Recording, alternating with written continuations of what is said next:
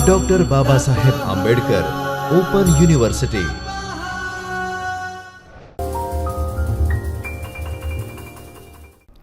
નમસ્તે વિદ્યાર્થી મિત્રો, ભારતીય અર્થતંત્રનો પરિચય મેળવવાના તમારા આ પ્રવાસનો તમારો કેવો અનુભવ રહે છે?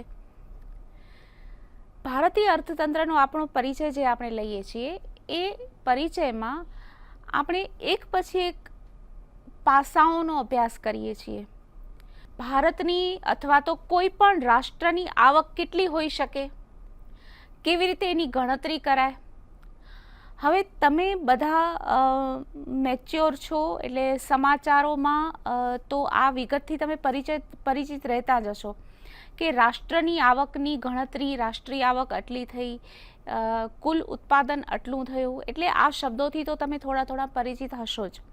તેમ છતાં આપણે જોઈએ તો આખા રાષ્ટ્રની આવકની ગણતરી કેવી રીતે કરવી, તેમાં ખાસ કરીને જો ભારત જેવો દેશ હોય કે જેની આટલી બધી પોપ્યુલેશન હોય તો એ બધા લોકોની આવકની ગણતરી કેવી રીતે કરવી।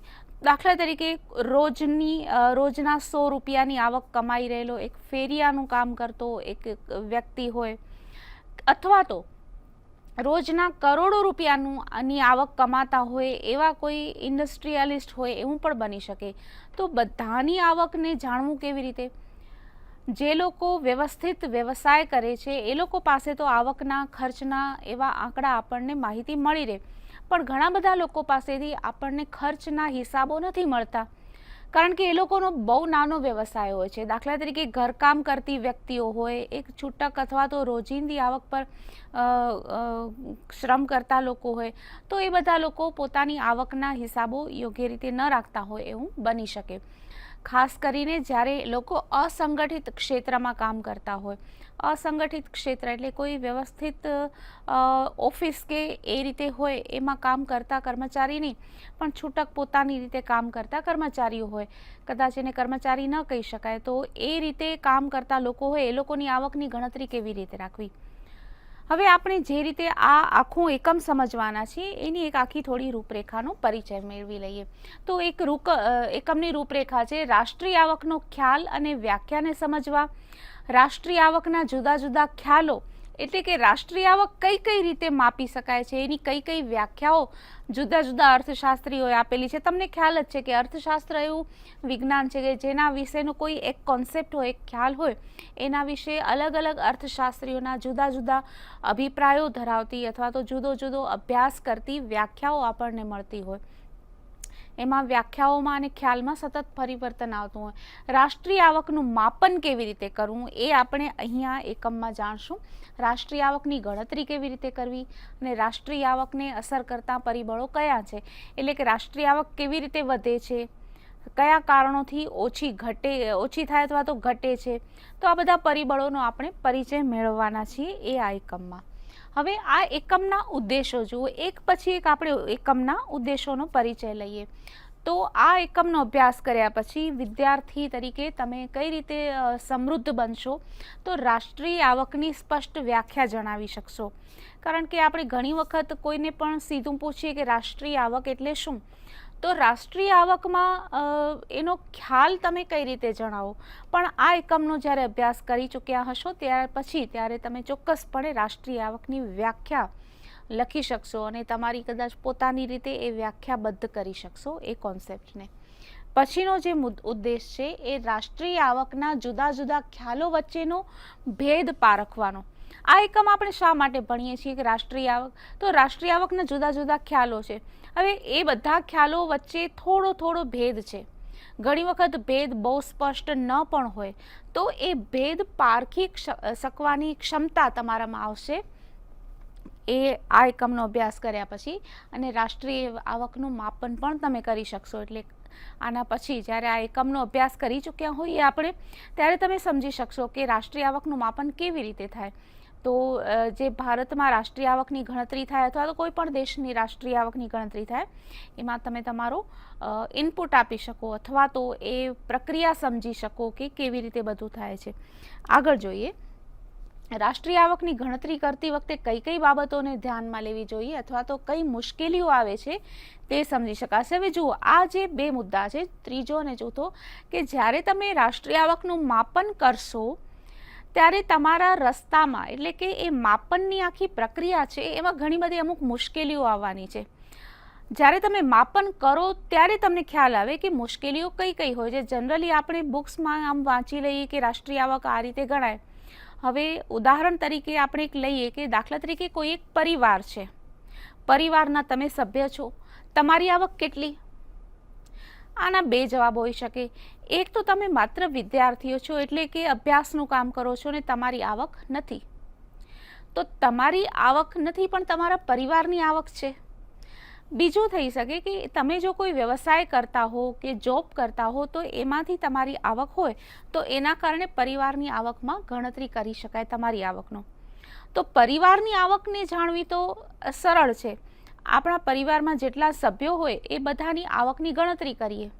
પિતાની આવક, માતાની આવક, આપણી આવક, પત્નીની આવક, ભાઈની આવક, બેનની આવક, પુત્રીની આવક કે પુત્રની આવક, તો આ બધાની આવકોનો સરવાળો કરી શકાય છે.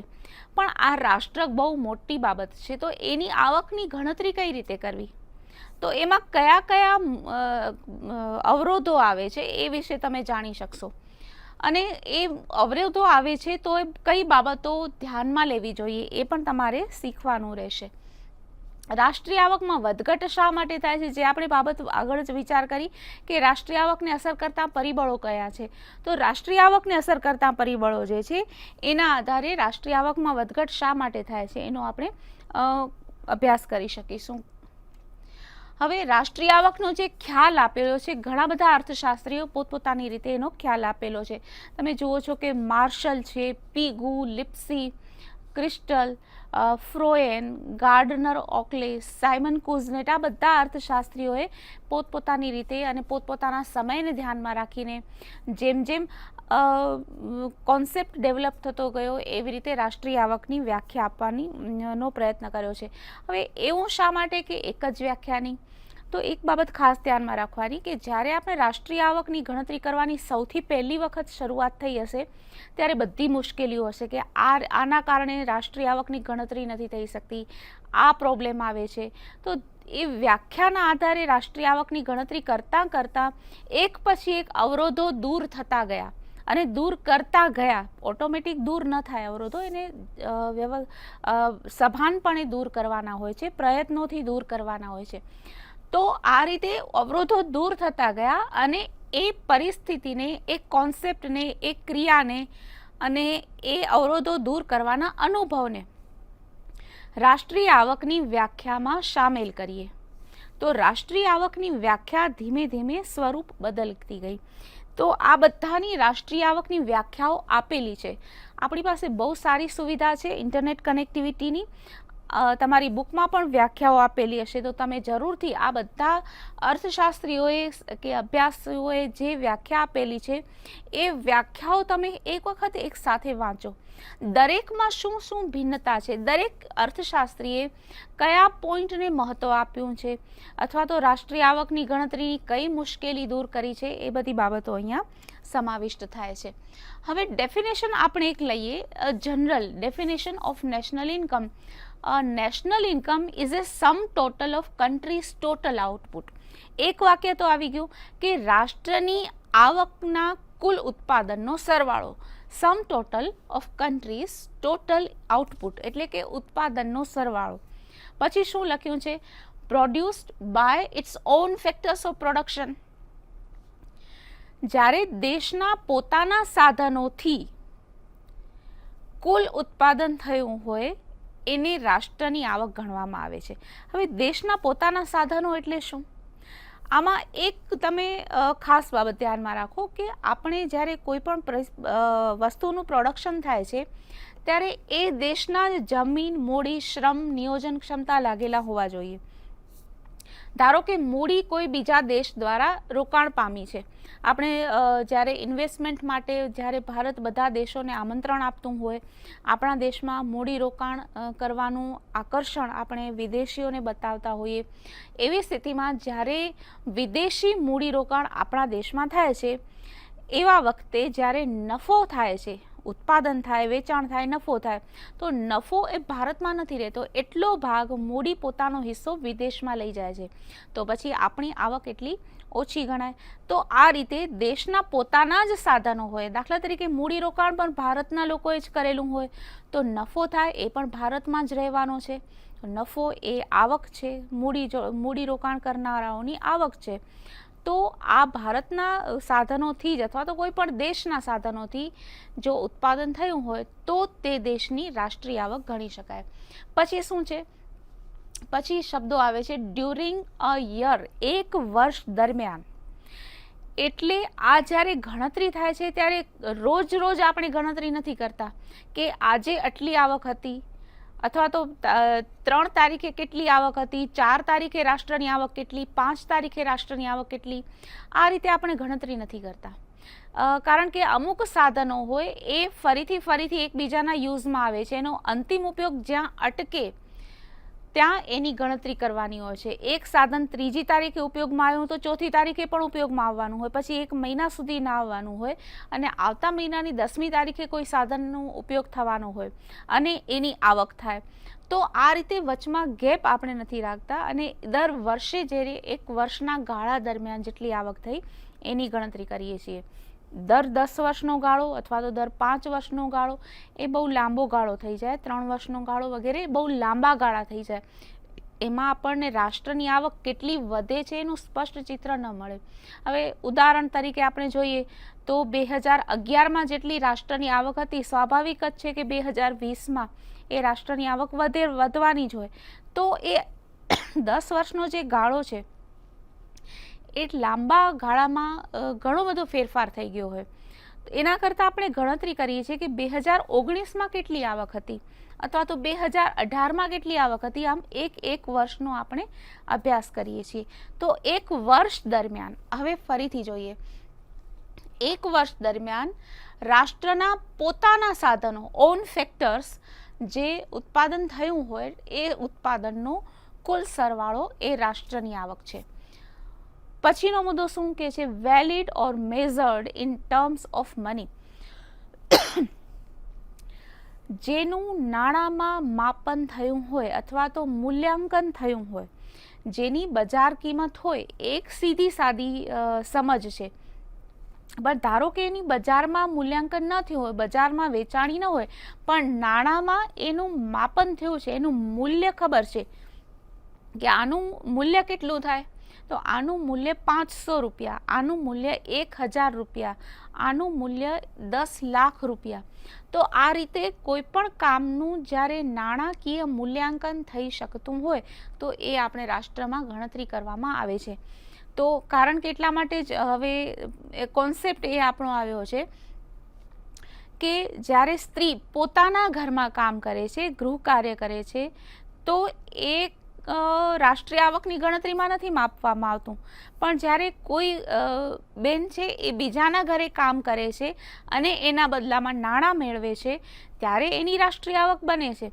તો આ રીતે એક મુશ્કેલી હતી. તો આપણે એ રીતે કરી શકીએ છીએ કે રાષ્ટ્રની આવકનો હવે એવો કોન્સેપ્ટ લઈ શકાય છે કે એક સ્ત્રીએ પોતાના ઘરમાં કેટલી કિંમતનું કામ કર્યું. ભારતના મૂલ્યો અથવા તો સામાજિક મૂલ્યો છે કે એની પરંપરા છે, એ બધા એવા છે કે સ્ત્રીનું પોતાના ઘરમાં કામ કરવું એ અમૂલ્ય સ્વાભાવિક છે જ. એની કિંમત એટલી બધી છે કે આપણે એનું મૂલ્ય ન કરી શકીએ. પણ એક આર્થિક દ્રષ્ટિએ આપણે કહી શકાય કે એક વ્યક્તિએ પોતાના ઘરમાં કેટલું કામ કર્યું. સ્ત્રી નહીં તો કોઈનું પણ કામ જણાવી શકીએ, પુરુષ કામ કરે તો સ્ત્રી પણ કામ કરે. તો આ રીતે કોઈ એક વ્યક્તિએ પોતાના ઘરમાં કેટલી કિંમતનું કામ કર્યું. ધારો કે કોઈ વ્યક્તિ ઘરમાં સફાઈ કામ જાતે જ કરે છે, તો એ જાતે સફાઈ કામ કરે છે, મતલબ કે એણે કેટલા રૂપિયાનું કામ કર્યું જે એણે બીજાને આપવા પડવાના હતા. તો આ એની રાષ્ટ્રીય આવક ગણી શકાય. તો આ રીતે રાષ્ટ્રીય આવકની ગણતરીમાં આપણે જ્યારે નાણાકીય માપદંડને ધ્યાનમાં લઈએ છીએ. હવે આપણે રાષ્ટ્રીય આવકનો ચક્રીય પ્રવાહ જોઈએ કે રાષ્ટ્રની આવક ચક્રીય છે. આવક ક્યારે કોઈ પણ કમાઈ શકે કે જ્યારે બીજી વ્યક્તિ ખર્ચ કરે છે. જ્યારે બીજી વ્યક્તિ ખર્ચ કરે છે ત્યારે એક વ્યક્તિની આવક થાય છે. આ રીતે રાષ્ટ્રનો ચક્રીય પ્રવાહ છે જે આપણે અહીંયા સમજીએ.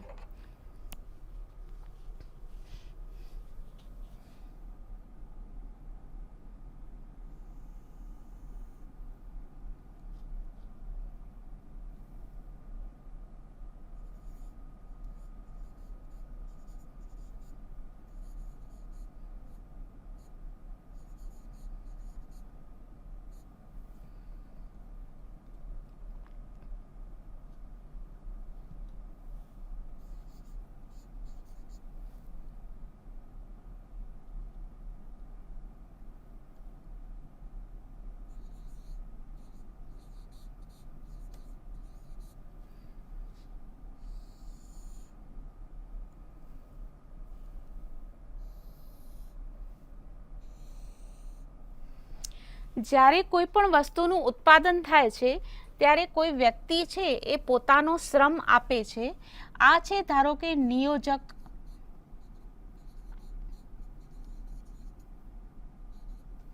શ્રમ આપે છે એટલે ઉત્પાદન થાય છે. ઉત્પાદન થાય છે ત્યારે આ વ્યક્તિને આવક મળે છે.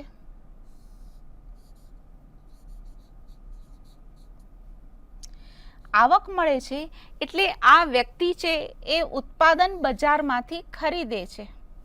એટલે આ વ્યક્તિનો ખર્ચ છે એ નિયોજકની આવક થાય.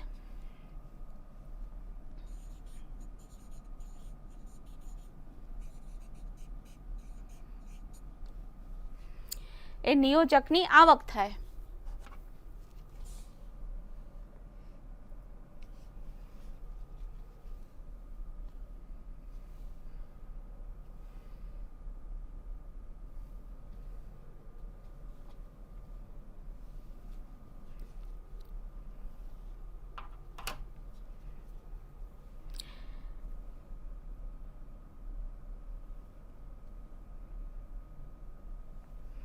જ્યારે પેઢીની આવક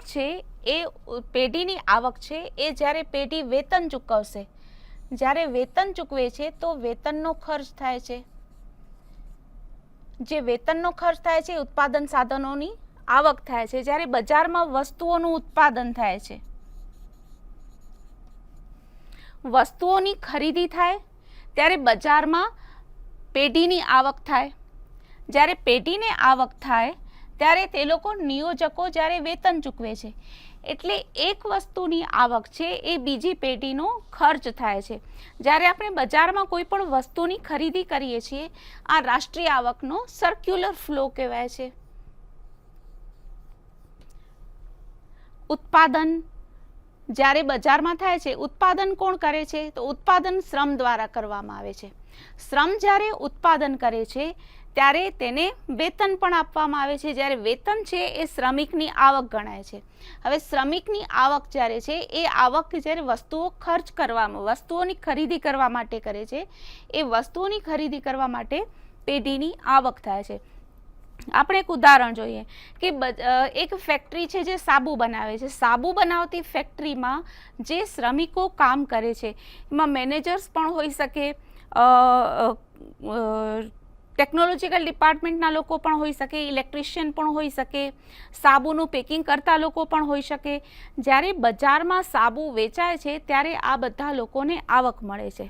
હવે જ્યારે સાબુની ફેક્ટરીમાં કામ કરતા લોકોને પગાર મળે છે ત્યારે એ લોકો શું કરશે કે એ લોકો પોતાની જરૂરિયાત પ્રમાણે બજારમાંથી વસ્તુઓ ખરીદશે. એમાંથી થોડાક સાબુ ખરીદશે અને થોડીક બીજી બધી વસ્તુઓ ખરીદશે. તો ધારો કે આ સાબુની ફેક્ટરી છે એ પેઢી છે તો પેઢીની આવક કઈ થાય? પેઢીનો ખર્ચ થાય. આ છે એ જ્યારે વેતન છે એ પેઢીનો ખર્ચ થાય.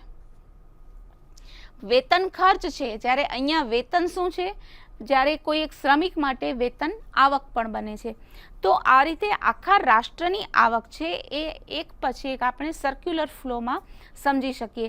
બજારમાં ઉત્પાદનના સાધનો કેટલા છે અર્થતંત્રમાં એ ચારેયને આવક મળે છે. નિયોજકોને નફો મળશે, મૂડી જે લોકોએ રોકાણ કર્યું છે એ લોકોને વ્યાજ મળશે. તો આ રીતે આખા રાષ્ટ્રની આવક એકબીજામાં ખર્ચમાં થાય છે. એટલા માટે જ આપણે કહેવાય છે કે જ્યારે રાષ્ટ્રની આવકમાં નો ફ્લો અટકી જાય, ધારો કે કોઈ વ્યક્તિ છે એ બધી આવક ખર્ચ નથી કરતો પણ એ થોડીક આવક ખર્ચ કરે છે, તો રાષ્ટ્રીય આવકનો સર્ક્યુલર ફ્લો થઈ જાય નાનો. થોડી બચત કરે છે, બધી આવક ખર્ચ નથી કરતા, તો એ બચતને કારણે રાષ્ટ્રની આવક છે એ અટકી જાય છે, એનો ફ્લો છે, પ્રવાહ છે તે અટકી જાય છે. આપણે આગળ જોઈએ. હવે રાષ્ટ્રીય આવક ગણવાની કઈ કઈ પદ્ધતિઓ છે એના વિશે આપણે જોઈએ. આપણે જે આ આવક અને ખર્ચનો જે સર્ક્યુલર ફ્લો જોયો છે એમાંથી જ આપણને 3 અલગ અલગ પદ્ધતિઓ મળી શકે છે. તો સૌથી પહેલાં છે કુલ ઉત્પાદનની પદ્ધતિ. ઉદાહરણ તરીકે આખા રાષ્ટ્રમાં કેટલી વસ્તુઓનું ઉત્પાદન થયું. આપણે હમણાં ઉદાહરણ લીધું હતું સાબુની ફેક્ટરીનું, પણ સાબુ નથી બનતા માત્ર. સાબુ ઉપરાંત રાષ્ટ્રમાં જેટલી પણ વસ્તુઓનું ઉત્પાદન થાય છે, કુલ કેટલી શાળાઓ બને છે, કુલ કેટલા ડોક્ટર્સ બને છે, કુલ કેટલું ઉત્પાદન થઈ શકે છે, આ બધી જ ઉત્પાદનના આધારે આપણે રાષ્ટ્રનું કુલ ઉત્પાદન જોઈએ છે. દૂધનું ઉત્પાદન, કાપડનું ઉત્પાદન, આ બધા ઉત્પાદનના આધારે આપણે કુલ ઉત્પાદન જોઈ શકીએ છીએ. તો રાષ્ટ્રની આવકની કુલ ઉત્પાદન પદ્ધતિ, આગળની જે 2 પદ્ધતિઓ છે એ આપણે આગળના સેશનમાં સમજશું. ત્યાં સુધી તમે ફરીથી તમારા પરિવારની અને રાષ્ટ્રની આવકની ગણતરી ધ્યાનમાં લેજો. શું એમાં ભલે આવે, ખરાબ લાગે? મેં જોયું, પણ એટલે શું ટાઈમ પૂરો થયો છે કે ના? ઓકે, હવે ક્યાંથી લઉં આગળ? અહીંયાથી ચાલુ રાખું? થોડું કટ કરવું પડશે. હું ઓકે. તો સૌથી પહેલાં આપણે ઉત્પાદનની પદ્ધતિ જોઈ. જેમ કે સાબુની ફેક્ટરીમાં ઉત્પાદન થાય, કુલ દૂધનું ઉત્પાદન કેટલું થયું, કુલ રોડ કેટલા કિલોમીટર લાંબા રોડ બન્યા, તો આ બધાનો સરવાળો આપણે કરવાનો હોય છે. કુલ કેટલી દવાઓ બની, કુલ કેટલા કપડાનું ઉત્પાદન થયું, આ બધા ટોટલ ઉત્પાદન રાષ્ટ્રના પોતાના સાધનો દ્વારા જ્યારે થતું હોય ત્યારે એને કુલ ઉત્પાદનના આધારે આપણે કહી શકીએ કે કુલ આટલા ટન સિમેન્ટનું ઉત્પાદન થયું, આટલા લીટર દૂધનું ઉત્પાદન થયું, આટલા લીટર આઈસ્ક્રીમનું ઉત્પાદન થયું, આટલા મીટર કાપડ બન્યું. આ બધા ટોટલી જેટલો સરવાળો થાય એ કુલ ઉત્પાદન એ રાષ્ટ્રની આવક ગણાય. એટલે રાષ્ટ્રની આવકમાં માત્ર એક જ વસ્તુનું ઉત્પાદન નથી હોતું. તો સૌથી પહેલાં તો એ આપણે ઉત્પાદનની પદ્ધતિ. પછી બીજી પદ્ધતિ છે કુલ ખર્ચની પદ્ધતિ. કુલ ખર્ચની પદ્ધતિ એટલે કે આપણે આ રીતે સરવાળો કેવી રીતે કરીએ. તમને એક સમસ્યા લાગી જશે કે રાષ્ટ્રની આવક જ્યારે ગણતરી કરીએ તો એટલા ટન સિમેન્ટ પ્લસ આટલા લીટર દૂધ પ્લસ આટલા કિલોમીટર રસ્તા, એવી રીતે કુલ ઉત્પાદનને આપણે જોડી નથી શકતા. તો એના આધારે એ સમસ્યા છે. તો આપણે કઈ રીતે ખર્ચ કરીએ, આપણે કઈ રીતે ગણતરી કરીએ, તો એનો એક ઉપાય, આપણે ઉકેલ એ સમજ્યો કે આપણે કુલ ખર્ચની પદ્ધતિ જોઈએ કે કેટલા લોકોએ કેટલો ખર્ચ કર્યો. કારણ કે ઉત્પાદનને તો આપણે નાણાંમાં નથી માપીએ છીએ, પણ આપણે આ રીતે સરવાળો કરવાનું થોડું મુશ્કેલ પડે. તો કેટલા લોકોએ ઉત્પાદન કર્યું હોય, દાખલા તરીકે અમુક નાના પાયા પર ઉત્પાદન કરતા હોય, એ લોકોનું ઉત્પાદનનો ફિગર્સ આપણને ન મળી શકે, માહિતી ન મળી શકે, તો કેવી રીતે આપણે એ લોકોને એમાં ઇન્ક્લુડ કરવા. મોટી કંપની છે, મોટી પેઢી છે, આટલા મીટર કાપડનું ઉત્પાદન થયું એમ બતાવી શકે, રેડીમેડ ગાર્મેન્ટ્સનું ઉત્પાદન થયું એ રીતે બતાવી શકે. પણ કોઈ નાના પાયા પર કામ કરતી વ્યક્તિ, ધારો કે રેડીમેડ ગાર્મેન્ટ્સનું એક નાનું એવું કામ કરતી હોય, ઘરે કામ કરતી હોય કોઈ વ્યક્તિ, તો એની પાસે એટલા ડેટા હોય નહીં. તો કેવી રીતે આપણે એને આખા રાષ્ટ્રને ઉત્પાદનમાં બતાવીએ. એનો એક ઉપાય કરેલો છે કુલ ખર્ચની પદ્ધતિ, કે લોકોએ કુલ ખર્ચ કેટલો કર્યો છે. કેટલા લોકોએ સિમેન્ટ ઉપર ખર્ચ કેટલો કર્યો, દૂધ ઉપર ખર્ચ કેટલો કર્યો, એ રીતે ખર્ચ આખા લોકોની, બધા લોકોની દ્વારા કરવામાં આવતો ખર્ચ જોયો. એનો ઉપાય એનો થોડોક બેટર મળી શકે, કારણ કે કેટલા પેઢીઓએ કેટલા વેતન આપવા પાછળ કેટલો ખર્ચ કર્યો એ આપણે મળી શકીએ. હવે આમાં બે રીતે જોઈ શકીએ આપણે કે બધાને કુલ વેતનની કેટલી આવક થઈ એ રીતે કરી શકાય, અથવા તો પેઢીએ વેતન પાછળ કેટલો ખર્ચ કર્યો, તો વેતન પાછળ આટલો ખર્ચ કર્યો એ સામે વેતન કમાનારની આવક બનશે, જેમ આપણે સર્ક્યુલર ફ્લોમાં જોયું. તો આ રીતે આપણે જોઈ શકીએ છીએ કે કઈ પદ્ધતિ, જો ઉત્પાદનની પદ્ધતિ બીજી આવે છે ખર્ચની પદ્ધતિ અને ત્રીજી છે કુલ આવકની પદ્ધતિ, કે આખા રાષ્ટ્રમાં બધાની આવક કેટલી, તો એનો પણ આપણે ડેટા મળી શકે. પણ તમે જાણો છો કે અત્યારે આપણે જ્યારે કોઈ વેતન કમાતી વ્યક્તિ હોય તો એ વેતન માત્ર કોઈ ખાનગી પેઢી અથવા તો પ્રાઇવેટ કંપનીમાંથી જ એનું આવક ન થઈ હોય. ધારો કે કોઈ ગવર્મેન્ટ ઓફિસમાં કામ કરે છે તો પણ એની આવક તો થઈ હોય, તો એનું શું કરવાનું? કારણ કે સરકાર પણ ઘણી બધી બાબતો ઉપર ખર્ચ કરે છે. જેમ આપણે ઉદાહરણ લીધું રોડ બનાવવાનો, તો રોડ બનાવવાનું જે ખર્ચ છે એ ગવર્મેન્ટનો, સરકારનો છે. એ સરકારનો ખર્ચ છે એ લોકોની આવક બને છે, તો એ પાસું પણ આપણે ઉમેરવાનું થાય. તો અહીંયા આપણે જોઈએ national income is equal to C plus I plus G. હવે આમાં સી એટલે ખર્ચ, લોકોનો કુલ ખર્ચ વત્તા ઇન્વેસ્ટમેન્ટ, લોકો ખર્ચ કરે છે. પણ સાથે આપણે જાણ્યું કે જેવી રીતે કોઈ એક વ્યક્તિ સાબુની ફેક્ટરીમાં કામ કરે છે, એને જેટલું વેતન મળે છે બધું ખર્ચ નથી કરતી. આપણે બધા પણ આપણને જેટલું વેતન મળે છે એ બધું ખર્ચ નથી કરતા, એમાંથી થોડો ભાગ બચતો હોય છે. તો બચતો હોય છે એ ભાગનું અત્યારે એવી અહીંયા ધારણા કરવામાં આવી છે કે લોકો એ માત્ર બચાવતા નથી પણ એ બચત હોય છે એનું રોકાણ કરે છે. તો રોકાણ કરે છે એ સાથે ઇન્વેસ્ટમેન્ટ એક્સપેન્ડિચર, તો એને પણ ઇન્વેસ્ટમેન્ટ એક્સપેન્ડિચરમાં ગણવામાં આવે. આ કન્ઝમ્પશન એક્સપેન્ડિચર છે, એટલે આપણે જ્યારે ખર્ચની પદ્ધતિનો આપણે બાબત કરીએ છીએ ત્યારે નેશનલ ઇન્કમ કેવી રીતે ગણી શકાય? તો કે સી પ્લસ આઈ પ્લસ જી, એટલે કન્ઝમ્પશન એટલે ઉપભોગ ખર્ચ. લોકો વસ્તુઓનો ઉપયોગ કરવા માટે ખોરાક છે, કપડાં છે, રહેઠાણ છે, શાળાની ફી છે, પેટ્રોલ છે, બધી વસ્તુઓનો ઉપભોગ કરે છે, ઉપયોગ કરે છે, એ વપરાશી ખર્ચ સી આવે છે, એટલે વપરાશી ખર્ચ. આઈ એટલે રોકાણ ખર્ચ. એવું માનીએ છીએ કે વપરાશ પછી જે ખર્ચ થાય છે એ માત્ર બચત નથી થતી, બચતનું રોકાણ કરવામાં આવે છે, તો રોકાણનો ખર્ચ. અને જી એટલે ગવર્મેન્ટનું એક્સપેન્ડિચર. જી શેનું પ્રતિનિધિત્વ કરે છે? સરકારી ખર્ચનું પ્રતિનિધિત્વ કરે છે. તો કુલ ખર્ચ પદ્ધતિ છે એ આ ત્રણ બાબતે કાઉન્ટ કરી શકાય. અને બાકી ત્રીજી છે કુલ આવકની પદ્ધતિ. આગળ જોઈએ સી એટલે કન્ઝમ્પશન એક્સપેન્ડિચર, જે આપણે વાત કરી હતી. ઇન્વેસ્ટમેન્ટ એક્સપેન્ડિચર, આવકની પદ્ધતિ આપણે અહીંયા ગણી શકીએ. અને ગવર્મેન્ટ એક્સપેન્ડિચર એ આપણે અહીંયા લેવાનું છે. અહીંયા ઇન્કમને બદલે તમારે ગણતરીમાં લેવાનું થશે ઇન્વેસ્ટમેન્ટ.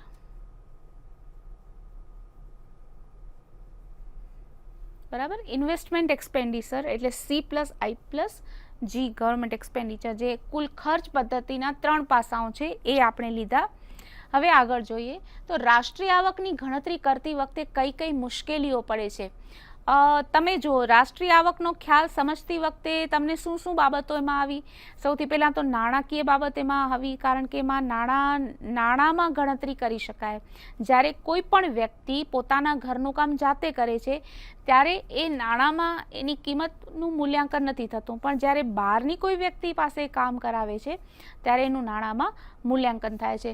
તો આ જે બીજી બધી બાબતોનું પણ મુશ્કેલીઓ આવતી હોય છે કે સિમેન્ટ વત્તા દૂધ વત્તા સ્કૂલના રૂમ કેવી રીતે ટોટલ કરવું. તો આ બધી બાબતોની આપણે સમજ મેળવશું આપણા આગળના સેશનમાં.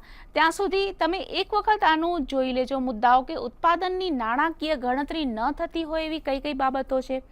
પછી કાચા માલ તરીકે વપરાશમાં આવે તો કઈ રીતે? દાખલા તરીકે આઈસ્ક્રીમની ફેક્ટરી છે, એ ખાંડનું કાચા માલ તરીકે ઉપયોગમાં લે છે, દૂધને કાચા માલ તરીકે ઉપયોગમાં લે છે. પણ જ્યારે આપણે ઘરે દૂધ લઈએ છીએ કે ખાંડ લઈએ છીએ તો એ ઉપભોગ ખર્ચમાં આવે છે અથવા તો અંતિમ વપરાશમાં આવે છે. પછી સ્વ વપરાશ માટેનું ઉત્પાદન, એક ખેડૂત છે ઘઉંનું ઉત્પાદન કરે છે તો પોતાના ઘરના ઉપયોગ માટે કેટલું રાખશે? એવું જરૂરી નથી કે દરેક બાબતે આ હોય, કારણ કે કોઈ દવાનું ઉત્પાદન કરતી ફેક્ટરી હોય અથવા તો જેની દવાની દુકાન હોય એ લોકો સ્વ વપરાશ માટે કેટલું રાખતા હોય એ એના ઉપર કોઈ પણ વ્યક્તિ પોતાનું જ્યારે ઉત્પાદન કરે છે, પોતે જે વસ્તુનું ઉત્પાદન કરે છે એમાં સ્વ વપરાશ માટે કેટલી વસ્તુઓ રાખે, એનું મૂલ્ય કેટલું. ઘસારો કેવી રીતે જાણવો? જમીનની ઉત્પાદન ક્ષમતા, પેઢીમાં જે મશીનો આપણે જોડેલા હોય એ બધાનો આપણે કેવી રીતે આપણે ઘસારો ગણવો, એ કોઈ એક મશીન શરૂઆતમાં વધારે ઉત્પાદન કરતું હોય તો રાષ્ટ્રીય આવક વધારે દેખાય, ધીમે ધીમે એ મશીનની કાર્યક્ષમતા ઓછી થતી જાય તો એ મશીન છે એ ધીમે ધીમે ઉત્પાદન ઓછું કરે. તો રાષ્ટ્રીય આવકમાં જ્યારે ગણતરી કરીએ તો મશીન તો એક જ હોય, પણ રાષ્ટ્રીય આવકનો એનો આંકડો અથવા તો કુલ ઉત્પાદનનો એનો આંકડો ઓછો દેખાતો હોય. તો આ બધી સમસ્યાઓ છે કે રાષ્ટ્રીય આવકની ગણતરી કરતી વખતે આપણને જણાય છે. તો ફરીથી આપણે રાષ્ટ્રીય આવકનું વધારે સમજ મેળવવા માટે ફરીથી આપણે જરૂર મળશું. ત્યાં સુધી તમારો સમય ઘણો જ સારો રહે, આનંદદાયક રહે એવી ખાસ શુભેચ્છાઓ. આભાર. स्वाध्यायः